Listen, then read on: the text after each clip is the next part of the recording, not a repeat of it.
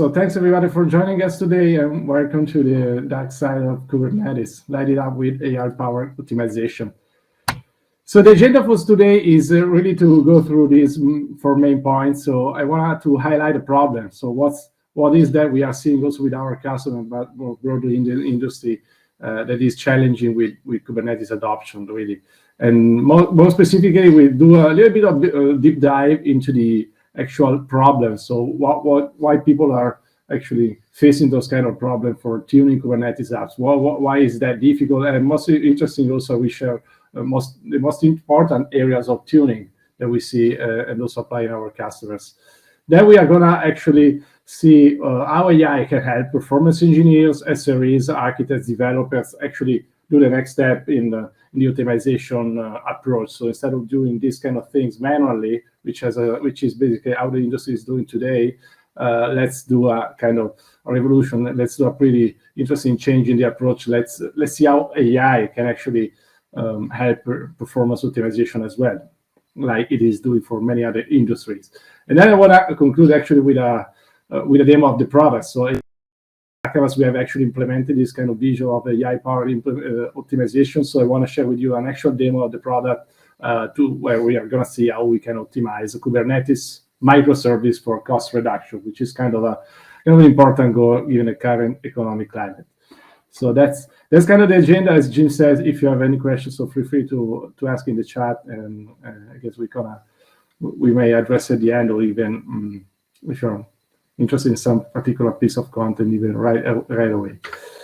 So that's the agenda. So a little bit about me. So I'm actually very passionate about performance optimization. So all my whole career has been on doing performance work, capacity planning work, especially at the beginning. So I was a consultant based in Italy, by the way, as you may see from my accent. I work a lot with many national and international enterprises, also in the US.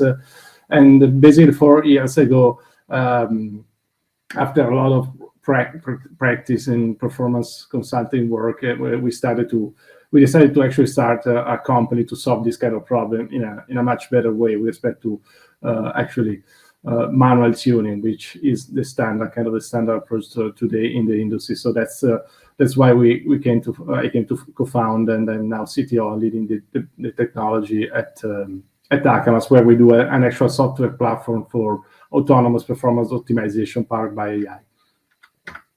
So let's dive into the topic. So I wanna, I guess I cannot start with this kind of slide saying again that Kubernetes has won the actually operating system of the cloud kind of title. So we are actually seeing in practice all sorts of companies of all sizes adopting Kubernetes. So it's not just kind of high-level stats, but we are literally seeing every customer of ours also in every geography adopting Kubernetes. And I would say that is for good reasons, because actually Kubernetes provides many great benefits in terms of enabling team scaling better the application deployments, automate deployments themselves, having a way to self-heal, and provides built-in scalability primitive within the platform. So all of that is great. Of course, if you think about the state of the cloud prior to Kubernetes, a lot of many more moving parts has to be assembled to reach this kind of level of platform. So for sure, it is providing huge benefits. But one of the things that we are realizing is that kind of Kubernetes is enabled to achieve those kind of very important benefits, but those kind of benefits like automatic scalability or high-level efficiency, so the ability to pack many more workloads within the same infrastructure footprint. So all those kind of benefits, in a way, they are not automatic, so they are not magic. So you have to do a good amount of work, as we are going to see in this presentation, to actually achieve those kind of benefits. So people that are actually adopting Kubernetes, especially at the beginning of the curve, are actually having these kind of challenges. So for sure, cost efficiency is one, which is again very important in the current economic climate. So what reports are saying, and we see that also in our customers, that on one side we have a rising spend on Kubernetes environments, but at the same time we see that if you look at the actual usage of the infrastructure, we see massive underutilization. So there's kind of some wastage here. So people are not actually realizing the full efficiency benefits, the packing benefits of the Kubernetes provides. The other thing, which is very, again, sometimes even more important, is the ability to actually deliver reliable services. So for some particular way, due to some ways that Kubernetes manages the workloads and the resources, many people end up actually seeing the container being actually restarted due to out-of-memory kills, for example, or be slowed down to CPU throttling, etc., when they least expect it. So it's kind of tricky to understand how to properly, in a way, configure your applications to make sure that they are at the same time reliable, performant, and cost efficient. So there's even this Kubernetes failure stories website, which was put online by Zalando engineers, and you can have a look at the many failure stories that also other companies in the world have contributed to see the kind of in a way failures that people is having with Kubernetes. So it's definitely not easy. So it's a great platform. So, but we have a lot of challenges that we are seeing for the customers. So part of course, what we are going to see today is what are those challenges and what we can do about that. In particular, before actually diving into the actual details, I will dive deep a little bit today in terms of what are the most common in a way configuration options that we can tune to better make the most of our Kubernetes application. I wanted to actually point out about two major factors that are actually increasing the complexity when if you think about modern cloud native application.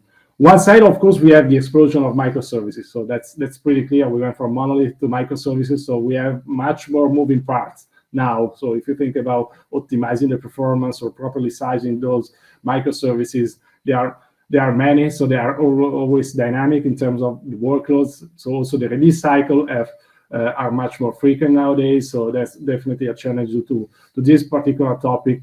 But besides that, what I also want to point out, and this kind of the focus of this talk, is even if we isolate a single microservice, let's take a Kubernetes deployment, for example, it's really important to realize that the challenges that we have seen before, so high cost, poor reliability, etc., it all comes down I would say for the major part to the way that those microservices are actually configured. So in particular, I wanted to actually raise awareness also is about the fact that those challenges are actually related to the way the two layers in the microservice stack are interacting. On one side, at the bottom of this picture, you can see actually Kubernetes resource management. So how Kubernetes manages CPU and memory for a container, for example. There are some tricky aspect there, and people are actually having a hard time to properly configure that. That's one piece. But what is also important, and that's kind of less known in a way, is what runs within the container. So at the end of the day, the amount of resources that a container consumes is really dependent on the application that runs inside. So that is something that we must not actually overlook. So in particular, what runs within a container most of the time today is a modern, basically a language that runs on like a Java virtual machine or a Golang or a .NET or Node.js. All those languages that basically make the most of Kubernetes application today, especially Java is very common, actually sits on top of our very complex runtime like the JVM, which has tons of configuration options. And in particular, the actual interaction between the application runtimes and the container resource management is actually what is where actually most of the issues are, as we are going to see in basically in the next slide. So that's something that it's very important to notice. So let's actually dive in a little bit. So let's start actually seeing each single layer. So let's start with Kubernetes first. Let's recap a little bit how Kubernetes manages resources. So let's identify what are the main mechanisms and what are the main tuning options here, which relates again to our goal of reducing the cost or improving reliability. So the first important concept is really about resource request. So resource request actually, when developer nowadays create a pod or a deployment, it has to specify basically how much CPU and memory the pod requires to run.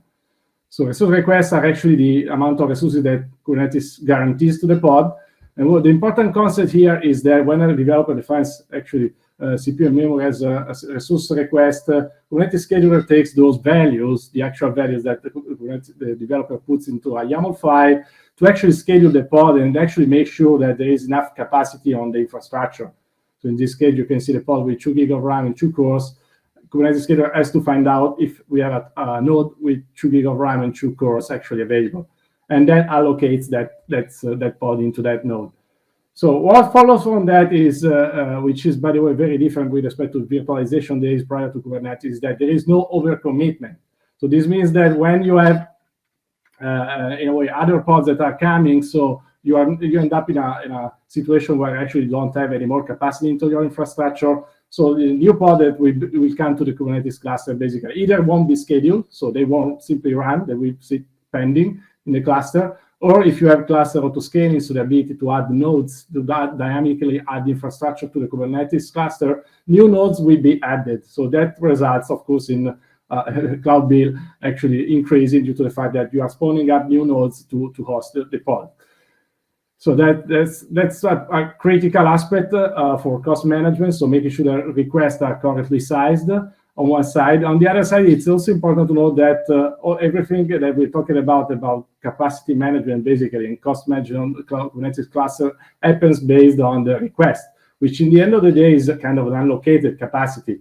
So Kubernetes doesn't look at the actual resource utilization. So what that means is that, and what typically happens actually, is that your pod may be largely utilized, so you may even have 10% CPU usage, but at the same time, you may have the cluster that from a capacity perspective is full, and that requires, for example, to spin up new nodes on the cluster.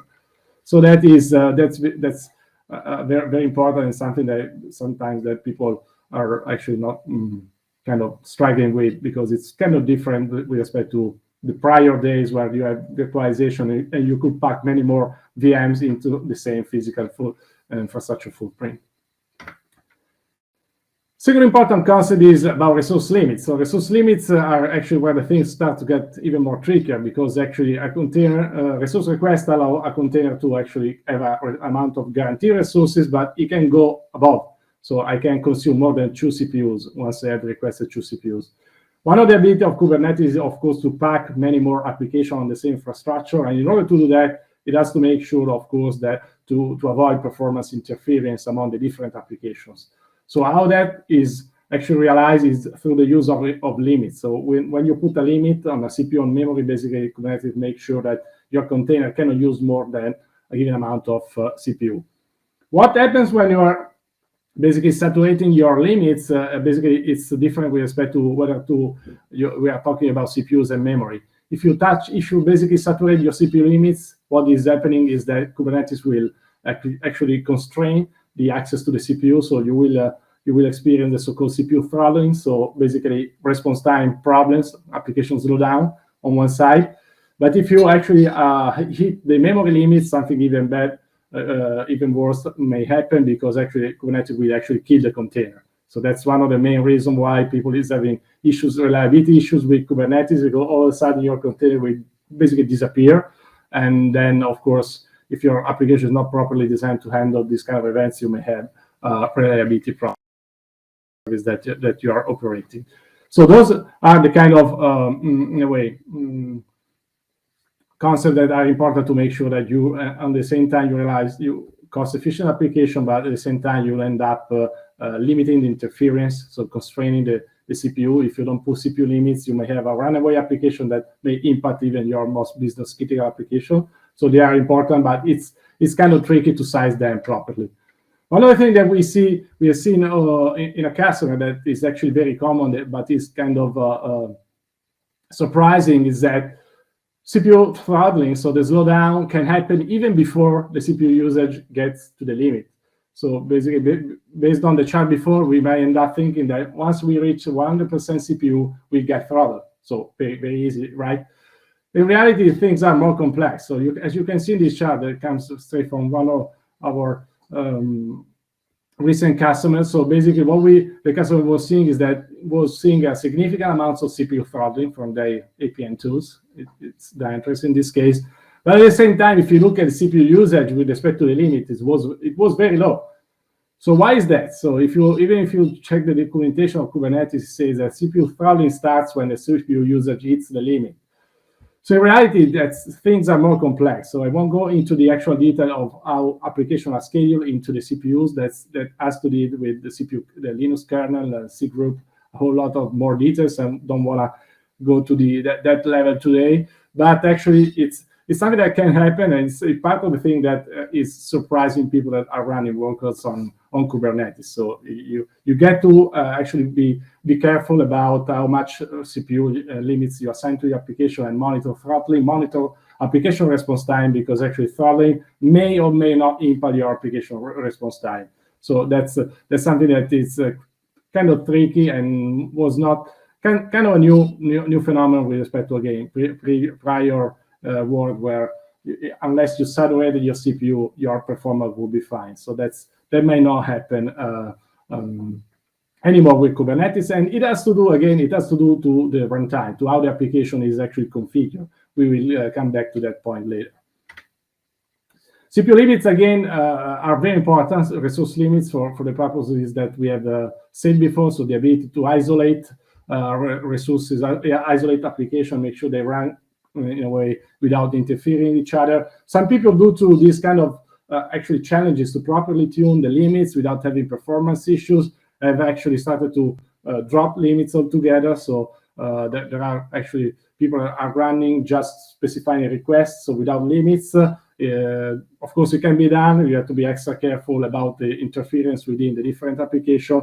Here, I just wanted to mention that, of course, one of the best practices that Google provides is always set CPU request, resource request and limits, because at the end of the day, especially as your cluster usage, Kubernetes user will grow, you will be, it's highly probable to end up in stability issue, because actually workloads are kind of fighting each other, and it's very easy that a less important runaway workload may impact higher important and more important workloads without proper limits, if proper limits are not in place. So that's something that we see our customers are actually adopting, and I think it's good practice. But I recognize that sometimes limits could be avoided in certain situations. So that's interesting as well. So what we have covered so far is about Kubernetes layers. So basically how Kubernetes manages CPU and memory. And let's now dive deep a little bit into the runtime. So what is the runtime? So runtime, as we said, is basically the engine that runs your application. So here I brought an example with Java. So it's very common. Performance tuning JVMs is kind of 20 years old performance engineering practice. Why is that? Because, of course, JVM is kind of highly complex engine that provides literally hundreds of parameters to be tuned. So there's literally great benefits in tuning JVM. So there are a lot of performance engineers in the world that are doing these kind of activities. But what we are saying, by the way, is not strictly true just for the JVM. We are going to see also some example towards the end about Golang. Golang has some interesting parameters as well that can provide good benefits for cost reduction. For example, Node.js and .NET are very similar. .NET has a runtime that is becoming more and more similar with respect to the JVM. Also, Golang is introducing in the newer version has introduced similar parameters with respect to the memory, the max heap size for the JVM, etc. And Node.js has again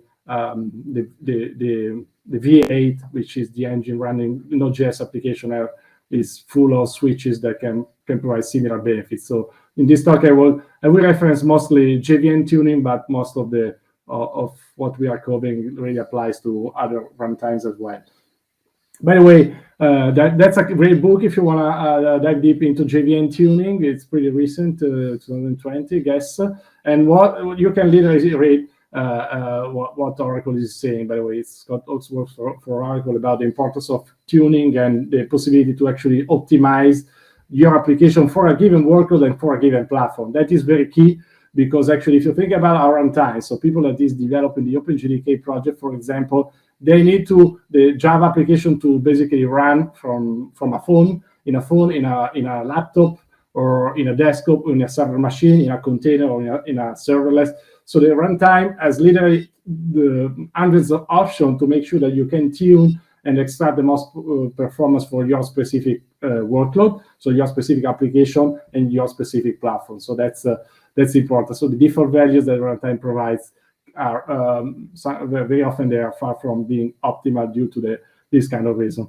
One interesting thing is that I wanted to put this command here because it's very easy to actually see all those parameters. So if you have a machine with Docker installed, you can literally run this command, Docker run latest OpenJDK image, and with this flag, print flex final, you can literally see the option, the hundreds of options that you can tune on the JVM. By the way, for your information, on JDK 11, I have close to 700 parameters that you can tune. But let's see here, just for the sake of understanding what are the knobs that you can tune and the kind of importance in tuning them. Let's start to see the kind of most important ones. So that's what I wanted to show you here. So one of the most important configuration options that everybody knows in the JVM is actually the heap size. So basically, that is to say how much memory am I assigning to my JVM. So heap size tuning is very important for a very simple reason, because actually the JVM is not consuming memory depending on the actual demands of the application or the workloads, but most of the time the JVM is simply using all of the memory that you assign it depending on the max heap size that you assign, basically. So that's very important, and you can see it at play in this example. So here I have basically a Java application. You can see basically the max heap size at the beginning in the first part of the chart is set to 2 gig. So just a very simple Java-based microservice. And you can see basically the Java heap used, the red line is getting close to, I don't know, 90% of the usage. So if you see this kind of chart, let's say that you want to save cost. Let's say this application run in a container. So basically you see the memory usage is pretty much 90%. What do you say? So I cannot really save any money from this microservice, or even quite the opposite. So perhaps I need to raise the memory limit or the max heap, which then allows me to raise the memory limit because I'm running close to touch the limit. So I'm running close to being killed due to touching the memory limits. But is that actually true? So the reality is that that's actually not true by large amounts, because as you can see in this chart, basically what we did experiment and basically we lower the maximum heap size by 10% each time, I think. So basically we went to 2 gig. As you can see, we lower constantly, basically progressively. And at the same time, we monitor application performance. So what we end up with is that we basically were able to almost cut in half the memory usage of this JVM without any sort of performance impact. Why is that important? Because that actually allows you to understand why it is important to not just monitor memory usage at the container level, because we might see our container is, I don't know, 80%, 90% of memory being used. So I think that this is kind of everything that we can get. So there's no more to save here. But that's far from being true. And again, that is happening very often also in other languages as well. So the idea is that you need to experiment by tuning the Java heap size, and the chances are that you might have higher, pretty significant cost saving on the table if you do this kind of exercise. Of course, you always need to monitor application performance, because of course, as soon as you reduce the memory, of course, the JVM start to do more garbage collection, and they may start slowing down your application. So the key question now becomes, of course, when I run, as we have seen, basically the JVM consumes all the memory that I'm assigning to it. So the key question is that when I put a JVM into a container, how does the JVM decide how much memory does it get? So basically, when Oracle basically translated, made sure that JVM could run correctly into container, they introduced the so-called container-aware ergonomics. So basically, ergonomics simply say, if you don't specify any maximum heap, the JVM itself is able to auto-configure itself with kind of same defaults for the parameters. And again, we can use the command. I wanted to show you also the command to actually actually, you could try even at home to understand how it works. So if you run, for example, a Docker run, you say, I have a container with 1 gig of RAM, you can actually see what is the maximum heap size that the JVM is automatically configuring with. So the default for when you run a JVM into a container is 25%. So that's interesting because it's not that kind of high value. So if you don't say anything, you are using 1/4 of the actual memory assigned to the container as regard the heap size. So this is something that makes tuning worthwhile, of course, if you don't specify anything. The 25% comes from a specific parameter, which is called max RAM percentage. You can see the second example where you can actually tune, of course, this percentage. So you can put, for example, at 50%, and you will now get 500 meg as configured for the heap size. So that's kind of the tuning that you can do. What is very interesting is that seems kind of simple, but it's not. It's a little bit tricky in reality. So what you can see in this chart is that, of course, okay, we have said that JVM auto configured itself with 25%. So let's try out to in a more deeper way. So on the x-axis of this chart, you can see basically the amount of memory for a container, and on the y-axis, you can see the actual maximum heap size that the JVMs picked up. So what you see is that you don't get this kind of straight line at 25% like I was expecting, but it's kind of more complex. So you can see that starting from a given amount of value, 512 meg, actually you get this 525%. But if you go below 512 meg, actually you get a pretty constant line of about 127 megabytes. So it's hard to say why actually the JVM is behaving that way. So which is actually kind of tricky. So let's say that you are running with 256 heap size, you will get a performance problem. You raise the limit, hoping that the JVM will actually increase the maximum heap size, but that won't happen. So it's kind of tricky, and you can see if the container is smaller, actually this kind of percentage is automatically increased. So that is actually already started to say that ergonomics are kind of tricky. So the GM tries to do good stuff out of the box, but it may even do the wrong decision basically. So max RAM percentage is very conservative. Actually, 25% it's very low value. So people typically ramp up this value to I would say at least 50%. Some goes to 60, some even to 70 or 80. What is the problem is that, of course, if you increase too much this parameter, you will end up actually having out of memory errors, and we are going to see that in this example. So that is something that regularly happens to many people running JVM application on the cloud on Kubernetes. What you can see here is simply put the container memory limit and container memory usage. So let's see the actual container. So let's forget a little bit about the JVM. Let's look at the container level. What is happening is that all of a sudden the memory users start to rise and up to the point where it's memory limit. Of course, at this point, your container will be killed by Kubernetes, as we said. When one of our customers saw this behavior, the typical reaction was to actually think about a memory leak. It has to be a code problem because, as you can see, that's kind of a ramp up of memory allocation and something that shouldn't be a problem of the JVM. So let's go to fix the code. Let's try to push this problem to the developers. But in reality, the real problem is due to the configuration. So it's not related to the code at all. Because if you are looking, if you zoom down a little bit into the way that the runtimes, what the runtimes manage memory, that's an example for the JVM. But again, it's very similar for Node.js or .NET. You will have on the left, you will have the heap size. So heap basically where the objects go when you allocate them.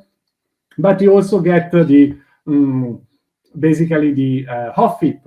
So hot heap is basically what is called memory managed by the JVM itself. So basically, it's kind of internal use of memory for the JVM. It's been used for a whole lot of purposes, like storing your classes, storing compiler metadata, garbage collector metadata, storing the thread stack size, etc. So what people fail to realize is that when you can decide the size of the max heap, which is the orange piece here. So again, to size the part of the heap, you will have a max RAM percentage value that we have seen before. But you cannot, unfortunately, you cannot give a size to the hop heap area. So the hop heap is measured by the JVM. Some portion of this area can be tuned with specific parameter, but largely you cannot control it. So what is happening is that, of course, if your max heap size is too big, you will end up actually the total memory JVM memory footprint will actually end up touching the container memory limit, which is the bigger box, and that will in turn will cause basically an out of memory error. So JVM of heap is one common problem is that JVM of heap simply is not considered during the sizing, and that can lead to a whole lot of problems. Unfortunately, it's not a small piece of memory, so we have seen up to 1 gig of RAM for JVMs. So if you think about microservices, it's not actually a small part, but you need to take that into consideration, both to realize memory efficient, basically cost efficient microservices, but also to avoid basic reliability problems. So that's the idea. Another part that is very important for tuning is actually the garbage collector. So garbage collector actually can really lead to big cost benefits. So what you can see here in this example is, again, Java-based microservice. On the left part, it is running with the default garbage collector, which is it's called G1. It's a garbage collector that has been in a way promoted to default since a couple of versions of the JVM. And basically, what you can see in the red line, the green line is the CPU used. So what you can see here is that the CPU used using the G1GC is about 1 core and a half, 1,500 millicores. But then nearly actually the half of the chart, we changed the garbage collector to parallel GC. Parallel GC was the prior default of older version of the JVM. It's still a very good garbage collector that you can select today for your application. And what is very important is that simply changing this one tuning knob, the CPU user was reduced by 60%. So how great is that? So no other code changes, no infrastructure changes, simply tuning the JVM. So again, that translates back to the fact that we were saying cost problems most likely are due to the way that the runtimes is configured. Of course, it has to do with Kubernetes, but it has to do also with, most importantly, with the way that runtimes is configured, because runtimes is what, at the end of the day, drives memory usage, as we have seen, but also garbage collector plays a big role also in terms of how many CPU cycles your microservice will end up using. Now, the same next question for the max heap. So how does the JVM decide what is the best garbage collector? So actually, I didn't want to go into too much of the detail of the various garbage collector, but just suffice to say that the JVM has 5 garbage collectors in GDK 11. More, by the way, have been added in later, more recent versions. The thing is that we said that G1GC is the default, but the actual garbage collector that gets picked up by the JVM depends on basically the size of your container. So you can see in this chart, I tried to put it graphically. So let's say that you have on the x-axis you have the number of CPUs that you have configured for your CPU limit for your container. On the y-axis you have basically the memory limit. So the interesting, somewhat counterintuitive way is that you have this kind of picture. So if you assign memory less than 1791 meg of your container to your container, basically the JVM will always select serial GC. Serial GC, by the way, is a collector that is well suited for small heap application. It's single serial because it's single threaded, so won't work with big heaps, but it's very good because it is memory efficient. But look at what happens if you increase basically the amount of memory and you go past 2 CPUs, automatically the JVM will pick G1GC.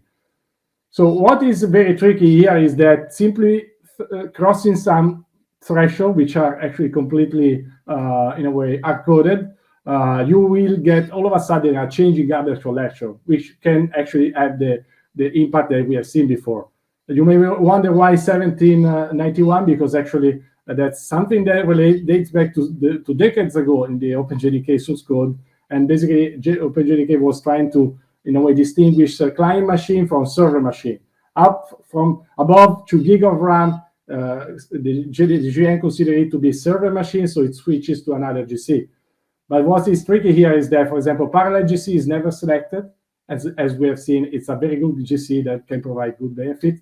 And what the other thing is that if you happen to have G1 GC and you might actually remove some, for example, some CPUs, downsize your container because you may not use all the CPU, for example, you will automatically get another garbage collector, which is we may change the performance of your application. So that's kind of very tricky. So the suggestion here is always don't trust JVM ergonomics. So it's better to configure your application specifically. So with some specific option that you have tested. So that's the idea. So I want to conclude with this kind of runtime tuning piece. I also avoiding that you have in your mind the fact that these kind of benefits are JVM related only. So we talk a lot about the JVM, but we are more and more seeing these kind of benefits with other runtimes as well. So we are seeing with pretty much the same benefits tuning .NET. The example that I have here relates to Golang, because actually Golang is, I guess, the second most common language in the Kubernetes platform. The most common one is Java still today, but Golang is very much used in Kubernetes. What is interesting is that Golang has not hundreds of tunables like the JVM. So Google, when designed Golang, kind of designed kind of different trade-off, much more towards usability. So it has very few knobs, but those knobs are still very important. One of the knobs is GOGC, which is basically, again, related to the way Golang perform garbage collection. And again, you can see the kind of benefits that it is possible to achieve just by tuning one single knob, again, for one single microservice. That's very interesting. Also, Node.js has a lot of tuning flags as well. So if you have a lot of new Node.js application, it might be worthwhile to check the various tuning options. You can see a link here. So that's kind of, in a way, the problem piece that I wanted to show you in the hope of convincing you about the importance of properly configure not only the Kubernetes layer, but also the runtime. So what runs within your container, which is, at the end of the day, what drives the actual usage. So if you need to save cost of Kubernetes, I would suggest that's the most important layer to look at. How people is doing that today. So I wanted actually to share before moving to the AI piece, of course, which is handy to help you tune those kind of things, which are very complex. Performance engineering is doing this kind of tuning work. Performance engineer for actually decades. What is the usual process that performance engineers or even developers, SREs go through today? Basically, it's kind of 4-step process. So first of all, we analyze system performance. So we see how the system is performing today. We then identify tuning parameters. So what can we tune? What are the knobs that we can tune, for example, to decrease memory usage? That might be our current bottleneck. Then we change one parameter. So one is important because actually typically when you do these kind of things manually, if you change 5 things, you get a benefit or you get a worse result, you don't get to understand what was the change that actually impacted the most or the least. So typically it's kind of one parameter at a time. And then you need to actually test the system with a new configuration, either in performance testing or in production. So the problem with this process that has still being adopted today, of course, is that it's manual and it's basically slow and error prone. Think about all what we have said, and also the tricky aspect of JVM ergonomics or runtimes ergonomics, CPU throttling, etc. It's very hard to come up with good numbers, with good options. Also requires deep skill because it's not easy actually to have also the understanding of those knobs because they are often even not documented. And also doesn't, of course, most importantly, doesn't scale. Consider that we have hundreds of microservices that change quite on a daily basis, so you cannot really scale doing this approach manually. So that we had experience of this kind of approach for decades, and so we actually wanted to design a platform to enable tuning of cloud native application with a much better approach. So that's what we call autonomous optimization. So autonomous optimization really is about 4 major pillars. So the fact that we are full stack. So you need to be full stack. So if you want to do achieve those kind of benefits, so being able to tune all the layers as we have seen, for example, the runtime and Kubernetes at the same time.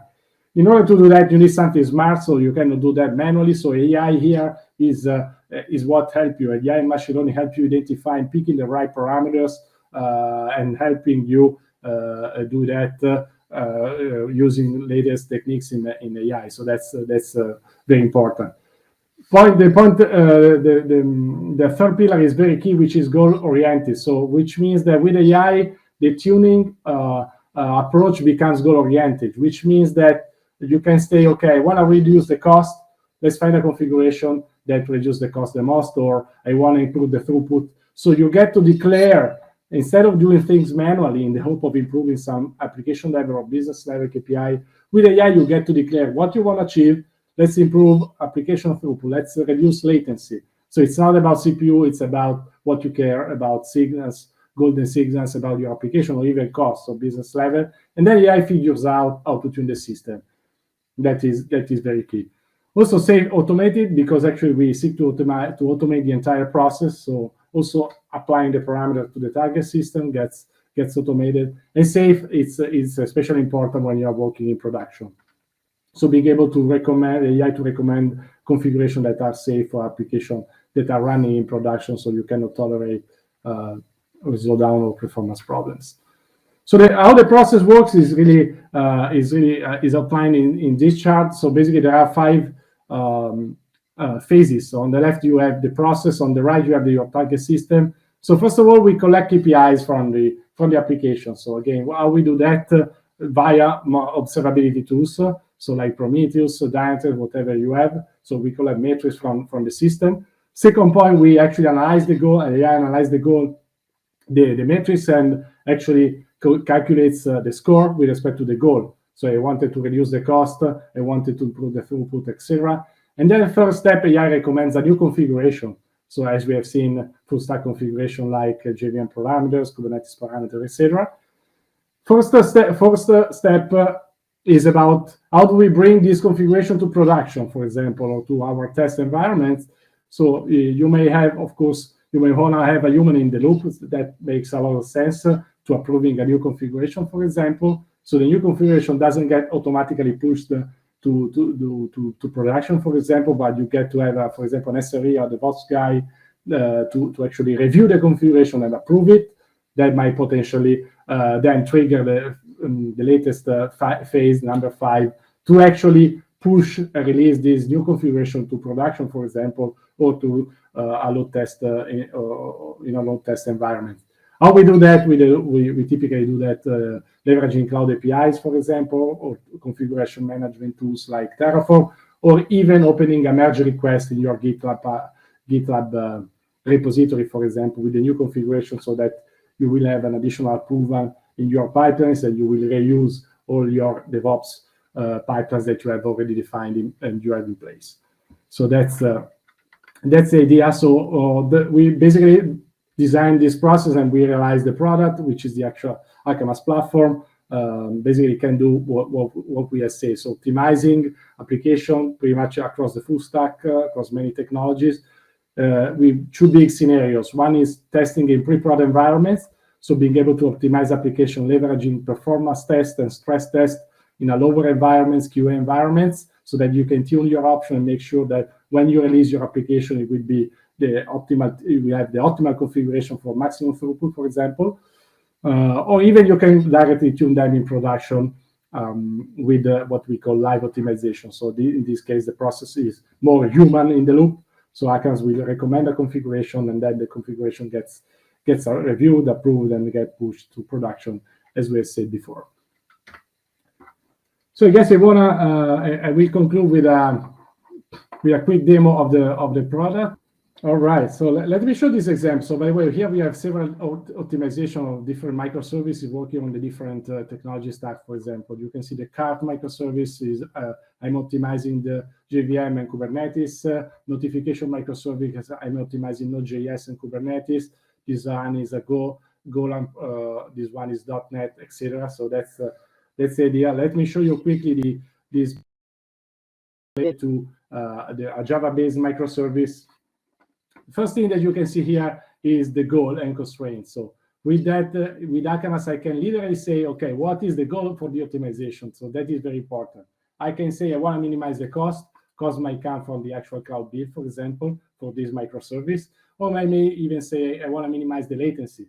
So it's not that it's hard-coded, but you get to decide what is the cost based on your specific organizational goal and performance goal for the specific application. So again, what is also important is that when you want to reduce costs, you don't want to actually impact application performance, for example. So you get to define, for example, your constraint, like I don't want my response time of my service to become higher than 200 milliseconds. I don't want to have 2% error rate, higher than 2% error rate, etc. So even your SLOs, SLIs, you can embed them, and Akamas AI will take them into consideration to recommend better configuration that save cost, but also make sure that your application performance and reliability is not impacted. Second piece is what are we tuning here? So here you can see the full stack nature that we talked about. So in this case, we are tuning CPU and memory limit for the container. By the way, we put the CPU request equal to the limit, which is a common practice. So you just see the limits here, but we are also tuning the request. By the way, you can see, you can define the range. So what is the range that the values that AI can decide? You get to specify that in order to be sure that you have extra trust that AI won't suggest too big containers, for example. But also you can tune at the same time the JVM, as you can see, parameter like the garbage collection type that we talked about before, so different garbage collector, the maximum heap size, etc. So that is important. And you can also, in order to avoid out of memory, you can also take into account the fact that you have extra space in the JVM, the hot heap.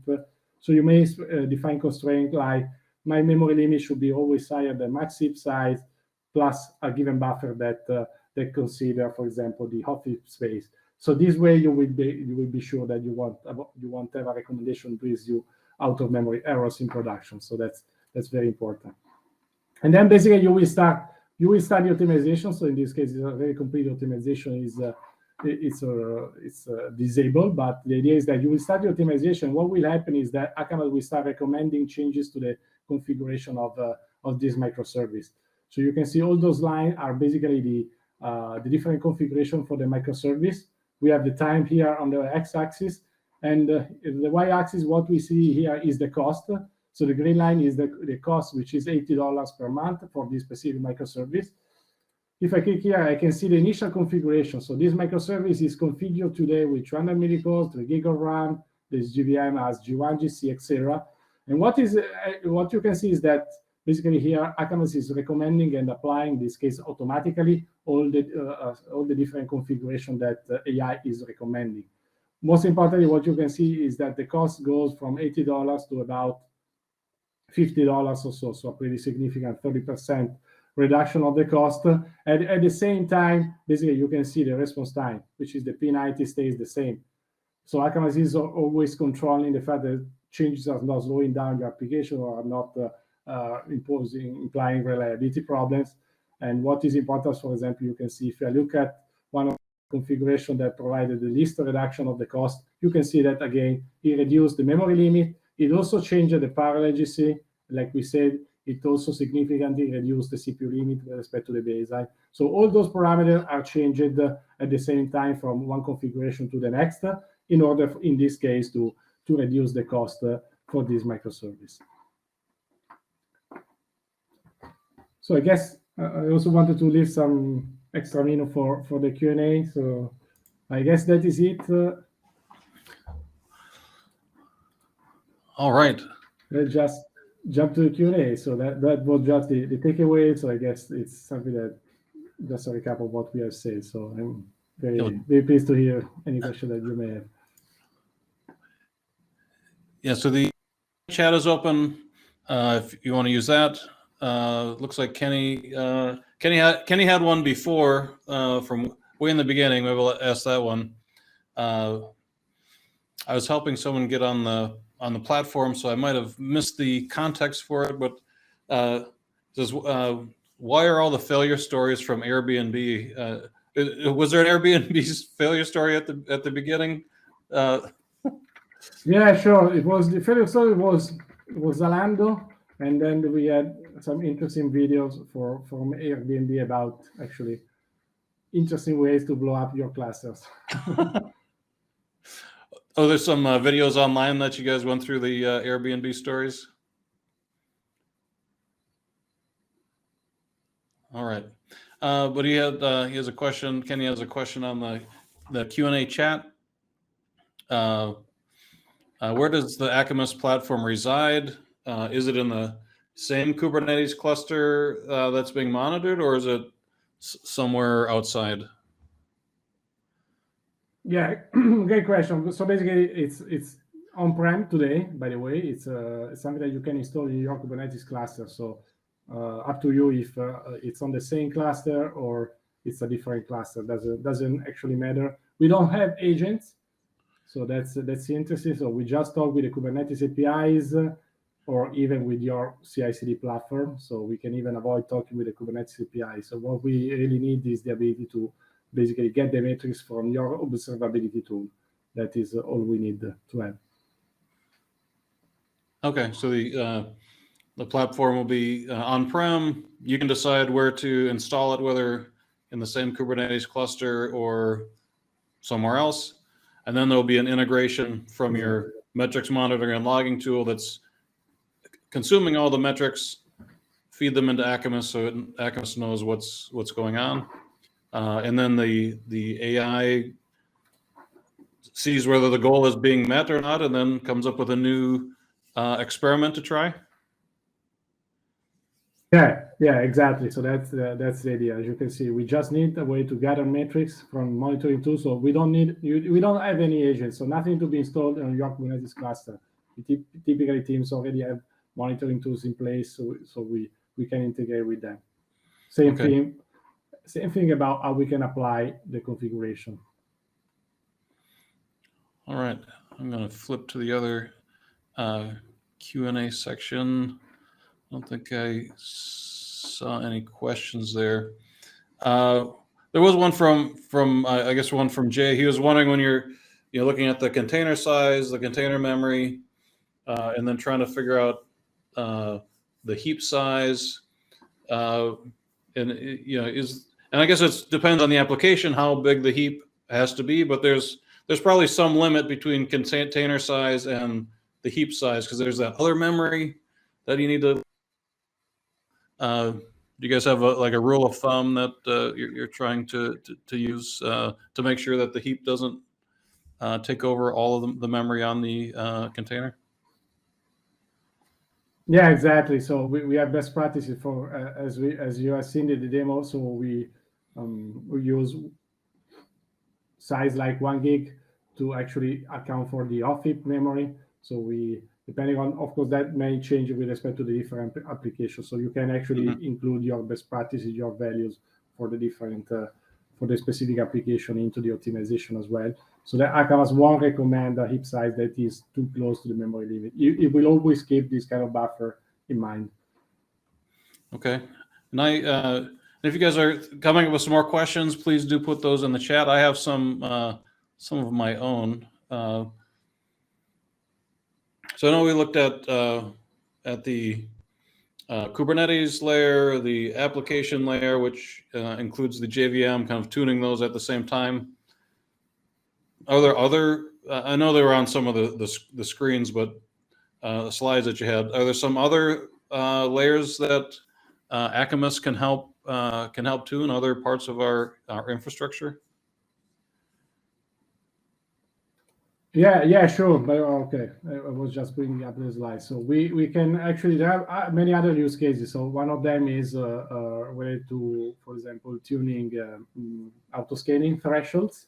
So when people use auto scaling, it's another tricky piece. I didn't mention because it's kind of higher complexity and sits on top of what we are talking about today. Maybe another good session, but it's another area where it's hard to realize good auto-scaling application that cost less and do not have reliability issues.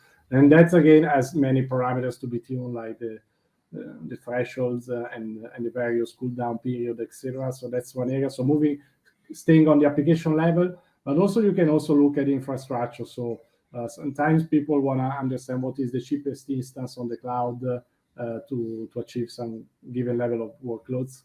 So also choosing the right instance on the cloud can be another use case that actually some people is exploring and may provide cost benefits. Of course, depends on the kind of application that you run. So choosing the proper ratios among the CPU and memory on the instance size. Okay. Yeah. So, and I have one, it's not technology related. I like to ask all of our speakers kind of a career question. So if you could, knowing what you know now, if you could go back in time and talk to 20-year-old Stefano about the future and careers, is there any kind of specific career advice that you might give your younger self?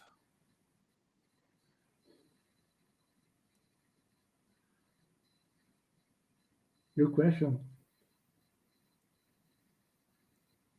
Are you asking to me or to the colleagues? Oh, it's for you. It's for me. Okay.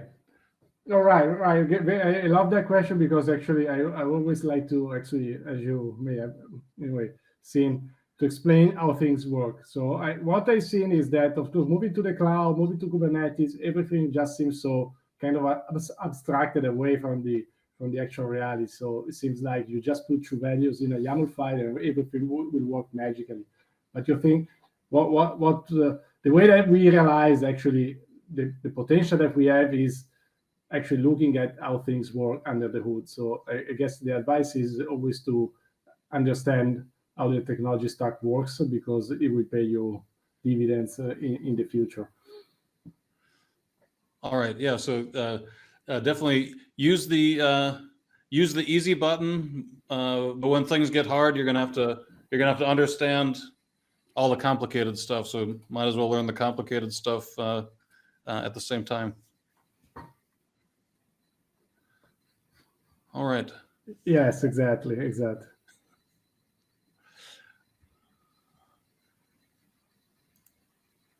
All right. So I don't see any more questions in the Q&A. Really appreciate taking the time, Stefano, to come in and join us today. Yeah, performance tuning, saving money. Any dollar you can save on paying to Google or Microsoft or Amazon is a dollar that you can keep in your own pocket. So it's definitely great. And things look like they're easy to spin them up, but complicated on how to find all the right parameters. How do I make this all work together? And it's great to hear that there's experts and tools that can help that can help figure out what to do. Yeah, definitely. Yeah, fully agree with you.